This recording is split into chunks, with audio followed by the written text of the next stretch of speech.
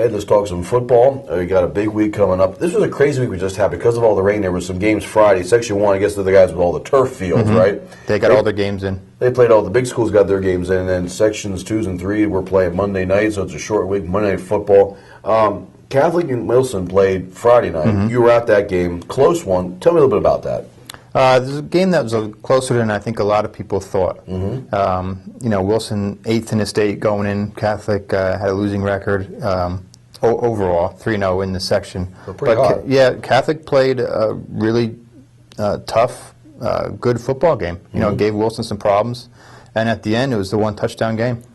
So it stays close. There's a couple controversial or stranger calls in the game. The couple calls that no one in the stadium seemed to understand.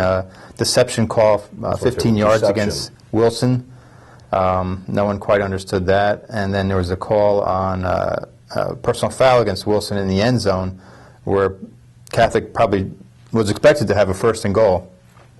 Didn't. Was still given a 3rd down to deal with, and rather than getting a touchdown on the drive, had to settle for a field goal. Which kept the score, 24-21 at that point. Yeah. So, it makes a big difference. A couple other games worth noting from last week. Central played LS. I say last week. It was actually Monday. Last night. Close game for a while, and then Central pulled ahead in the second half, got their 500th win. We expected Central to win this game, but do we expect LS to stay with them like they did? That's probably Central's best contest all year. Apart from the Cocalico game, I think that was probably Central's toughest game to date, I would think, Cocalico. But, LS gave Central a lot of problems Monday night and led for a while. And Central's offense, just took over the game, from what I understand, in the second half.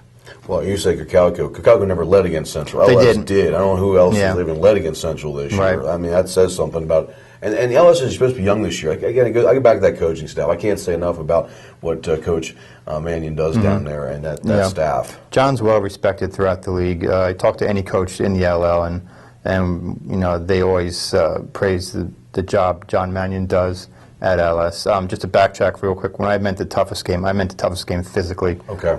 Both coaches, both players on, Central and Cocalico after that game talked about how tough and intense that game was for both sides.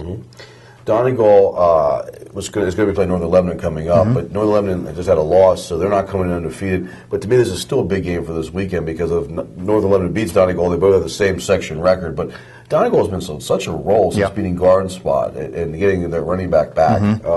Chris Trimby has been huge for them, and everyone thinks of Chris his stats on offense, which are impressive, but. We shouldn't forget that he does a tremendous job on defense as well. He plays linebacker for them, and it's just a boost to that team, all around. And not only on game day, as Coach Jeff Politis told me, but throughout the practice week, they just have an extra spring in their step when Chris is healthy and on the field. So that's sort of a look back and a look ahead in there. Let's go a little bit further looking ahead. Section 1 this week, crucial time for some of these programs. Hempfield and Catholic jump out because they need to get some wins if they want any chance of getting the seedings they need for district playoffs. What's going on there? And even townships in that mix.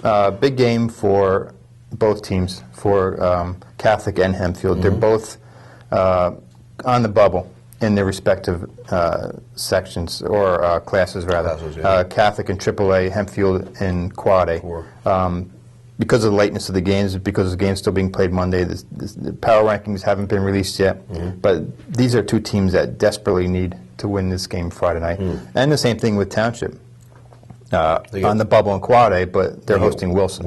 That's not an easy one. It's not an easy game, no.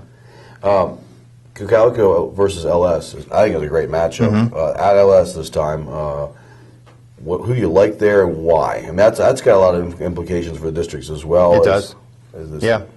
I'd have to go with Cocalico at this point. They played Saturday.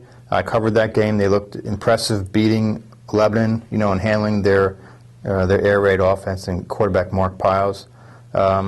Really great all-around game for Cocalico in that they scored offensively on special teams. Their defense, pitched a shutout. LS played last night, physical game against Central. They might be a little bit beat up, and then have to turn around in a short week and play Cocalico. It's a lot to ask. It is a lot. Yeah. We were talking about CV has 2 wins in a row now, and they have a short week against Central. I don't know who has the advantage there. I would say Central's going to beat them because they're just better right now. But I think the short week can play in a matchup like some of these teams have. That can really hurt you right now. One player you mentioned to me that stood out was from Wilson this John week. Reifsnyder. Talk to me about what he did. Yeah, great game for Wilson last week. 2 touchdowns rushing for Wilson. Scored the eventual game-winning touchdown. Big game defensively. He plays linebacker for them, outside linebacker. Returning kicks, so he was on special teams. Just an all-around outstanding effort by Reifsnyder in that win over Catholic. Should be a fun week. Check us out again next week as we recap and we look ahead.